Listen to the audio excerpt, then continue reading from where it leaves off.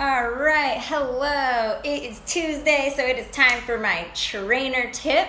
I'm Cassie B, and every Tuesday I try to answer a question that I've either had sent to me so that I can answer it, or a question that I get asked on a regular basis as a trainer. So today, the question that I'm going to answer is, how do I do a proper push-up? A lot of people feel like no matter how hard they try, they can't seem to get a push-up right. So what I'm gonna do right now is walk you through some steps to help you feel more stable in your plank position and stronger in your push-up. Hi, Tucker. How's it going? If I could, I would have him demo it for me, but Tucker doesn't have the attention span to actually listen to my tips. So what we're going to do is quickly go over a proper plank, but I actually answered how to do a proper plank as my trainer tip a couple weeks ago. So I'm gonna kind of fly through it right now, and if it feels a little too speedy, you can actually go onto my blog and onto my Facebook page in my old videos and find that how to do a proper plank tutorial there, okay? So real quick, how to do a proper plank, because that is your foundation for doing a proper push-up, right? So your hands should be directly under your shoulders. Your legs are straight back behind you. You wanna make sure that you're squeezing your butt to get rid of that arch in your lower back and to tuck your pelvis into the correct position. You also wanna make sure you're pressing back into your heels and locking out your quads. That locking out your quads and squeezing your butt is what's gonna keep your pelvis in proper alignment. When your pelvis tilts forward, that's when your lower back arches. So what you wanna focus on, rather than thinking like, how do I get rid of this arch in my lower back? Instead, focus on bringing your pelvis back forward again, not letting it tilt forward anymore, and that will help you to get rid of that sway in your lower back.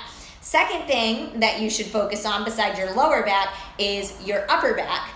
You wanna make sure that you're pulling your shoulders down away from your ears. You see how I just engaged like that, right? So what happens when I do that?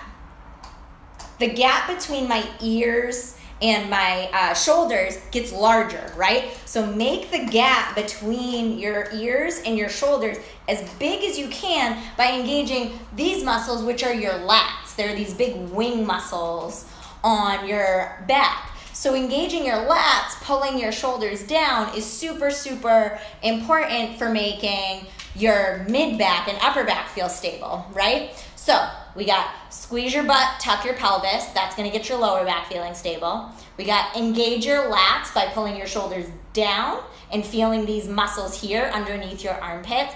That's what's gonna make your upper back and your neck feel more stable. And then from there, go for the push-up.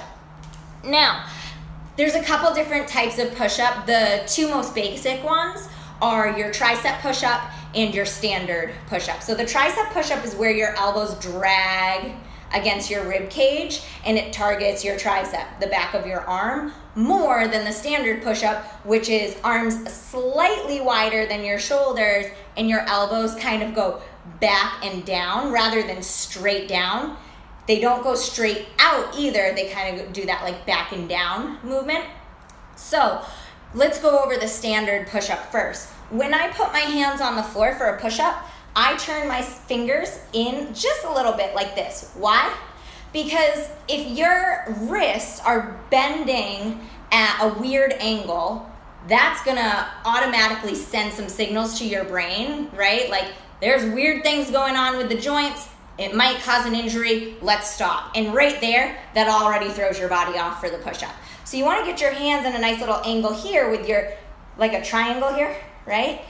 That little angle will, when your elbows go back and down, keep your wrist nice and straight rather than bending it in this horrible position here that we often see when we're struggling through a push-up.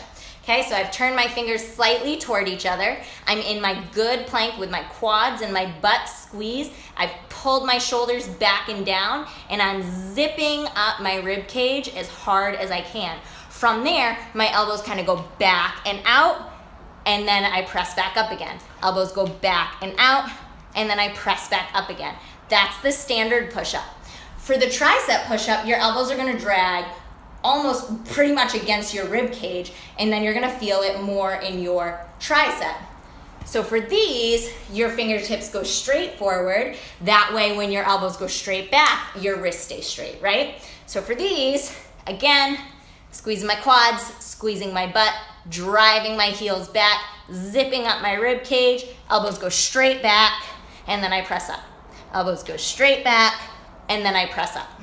And that is how to properly do a push-up. So the first one I did was more anterior delt, the front of your shoulders, as well as your pecs, your chest. Second one was your tricep push-up that engages the back of your arms a little bit more. Of course, you can do them from your knees if need be. My only note about doing it from your knees, make sure it's a modified plank position with your hips tucked forward, just like a plank, right? Make sure you're not sticking your butt back, all right?